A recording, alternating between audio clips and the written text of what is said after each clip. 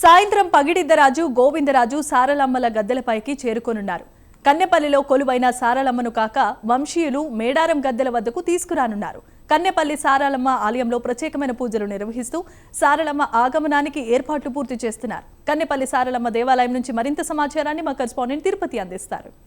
మేడారం మహాజాతరలో సాయంత్రం తొలిఘట్టం ఆవిష్కరణ కాబోతా ఉంది. సారలమ్మ దేవతను గద్దెకి పెరిగి చేసేందుకు పూజా కార్యక్రమాలు కొనసాగుతాయి. ఇప్పటికే ఆదివాసీ ఆచార సాంప్రదాయాల ప్రకారం కన్నెపల్లిలోని సారలమ్మ దేవాలయం దగ్గర పూజా కార్యక్రమాలు కొనసాగుతాయి. ఈరోజు సాయంత్రం సారలమ్మను పగిడిద్దరాజు గోవిందరాజు గద్దెలపైకి రానున్నారు. ఈ నేపథ్యంలోనే ఆదివాసీ సాంప్రదాయాల ప్రకారం పూజా కార్యక్రమాలు కొనసాగుతాయి. ప్రజెంట్ ఇప్పుడు నేను సారలమ్మ ఆలయం దగ్గర చూడొచ్చు. ఇక్కడ పూజారులు కావచ్చు, వీరంతా కూడా పశువు కుంకుమ బలిని తీసుకొచ్చి వీరంతా కూడా పూజా కార్యక్రమాలు కొనసాగించిన పరిస్థితి అందుబాటులో సారలమ్మ పూజారు సాయంతో మాట్లాడారు.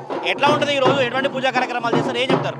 ఈ రోజు వచ్చే పూజా కార్యక్రమాలు వచ్చేసి సార్ మాకు అంటే మా ఊరు ఆడపడుచులు అందరినీ కూడా తీసుకొని మా ఊరు గ్రామ దేవతలు అయితే ఎవరు ఉన్నారో ఆ గ్రామ దేవతలందరికీ బొట్లు పెట్టేసి కొబ్బరికాయలు కొట్టేసి మా అమ్మవారికి ఆడపడుచులందరూ ఇక్కడ నుంచి వెళ్ళి ఇంటికి నుంచి బిందె నీళ్ళు తీసుకొని వెళ్ళి అమ్మవారిని తీసుకుని అమ్మవారి దగ్గరికి వెళ్ళడం, అక్కడ గద్దెలు అలంకరించేసి ముగ్గులేసి అమ్మవారిని స్వాగతించడం కోసం మేము ఆడపడుచులను తీసుకుని వెళ్ళడం జరుగుతుంది సార్.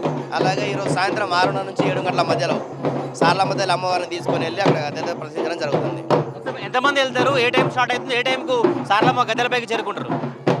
అంటే మేము ఇక్కడ సాయంత్రం 6:30 గంటల మధ్యలో మేము బయలుదేరదామని బయలుదేరుతాం సార్. తప్పకుండా 6:30కు అంటే మేము ఇక్కడ నుంచి వెళ్ళి క్రౌడ్ని నెట్టుకొని అక్కడ దాకా వెళ్ళేసరికి మాకు దాదాపు 9-10 కావచ్చు టైం. గద్దెల్ని 9-10 గంటల మధ్యలో ప్రదర్శించాలని చూస్తున్నాం. ఎంతమంది వెళ్తారు? జంపన్నవ దగ్గర ఎటువంటి పూజలు చేస్తారు, ఏం చెప్తారు? అర్థం కాదు. జంపన్నవ దగ్గర ఎటువంటి పూజ వెళ్ళే క్రమంలో ఎట్లా పూజలు చేస్తారు, ఏం చెప్తారు? జంపన్నవాగులు అంటే ఎటువంటి పూజలను ప్రత్యేకమైన నిన్న ఆ జంపని మేము సాగనంపడం జరిగింది. మా ఊరు నుంచి వెళ్ళి మా పూజలు జంపన్న పూజలు తీసుకుని వెళ్ళడం జరిగింది. ఇక్కడ నుంచి మేము వెళ్ళేటప్పుడు జంపన్నని అంటే ఆ నీళ్ళని మేము దాక్కుని జలకంలాగా తీసేసుకొని అంటే జంపన్న కూడా కలుపుకొని ఆ నీళ్ళ ద్వారా కలుపుకొని అక్కడికి వెళ్ళి అమ్మవారిని అక్కడ గద్దె ప్రతించడం జరుగుతుంది. ఈ 4 రోజుల పాటు ఎటువంటి నియమలు ఉంటారు, మీరు ఎట్లా ఉంటారు? ఈ సారలమ్మ పూజలు అంతా ఎట్లా ఉంటాయి 4 రోజులు? ఈ 4 రోజులు వచ్చేసి ఉపవాసాలు ఎక్కువగా చిన్న పానీయాలు లాంటివి తీసుకొని చిన్న అల్పాహారాలు లాంటివి తీసుకొని అమ్మవారిని నిష్టగా తీసుకుని జరుగుతుంది సార్. ఈసారి జాతరకి ఏం చెప్తారు? ఈసారి అభివృద్ధి పనులు చేశారు, కొత్త కట్టడాలు చేశారు కదా, ఈసారి జాతర ఎట్లా ఉండబోతుంది, ఏం చెప్తారు? ఈసారి జాతర వచ్చేసి గవర్నమెంట్ పెద్ద ప్రతిష్టాత్మకంగా తీసుకొని చేస్తుంది. భక్తులు కూడా చాలా వరకు ఇది చూడాలని చూస్తున్నారు కాబట్టి ఈ జాతర ఒక మహాజాతరగా ఆదివాసీ తెలంగాణ కుంభమేళాగా జరిగే అవకాశం ఉన్నది. దీనికి మేము ఆదివాసులు కూడా చాలా గర్వంగా ఫీల్ అవుతున్నాం.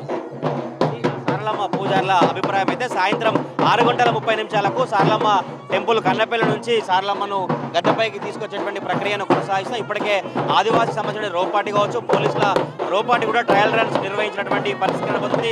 ఇదంతా కూడా సారలమ్మ టెంపుల్ దగ్గర ప్రజెంట్ ఇప్పుడు ఇటువంటి కార్యక్రమాలు కొనసాగుతాయి. సాయంత్రం 6:30 నుంచి 8 గంటల సమయం వరకు కన్నెపల్లి నుంచి మేడారం గద్దెల ప్రాంగణానికి సారలమ్మను చేరుస్తున్నట్టు సారలమ్మ పూజారులు చెప్పినటువంటి పరిస్థితి కనబడుతుంది. మొత్తం కూడా మహాజాతరకు అంగరంగ వైభవంగా ఒకవైపు ఏర్పాటు చేసినటువంటి అధికార యంత్రాంగం ఈరోజు సారలమ్మ మొదటి ఘట్టాన్ని ఆవిష్కరణ కాబట్టి మొదటి ఘట్టంలో అధికారులు సన్నద్ధమైనటువంటి సాయంత్రం 6:30 నుంచి 8 గంటల సమయంలో సారలమ్మ అమ్మవారిని గద్దెలపైకి చేర్చేందుకు పూజారులు సిద్ధమవుతున్నటువంటి పరిస్థితులు అయితే కనబడతా ఉన్నాయి.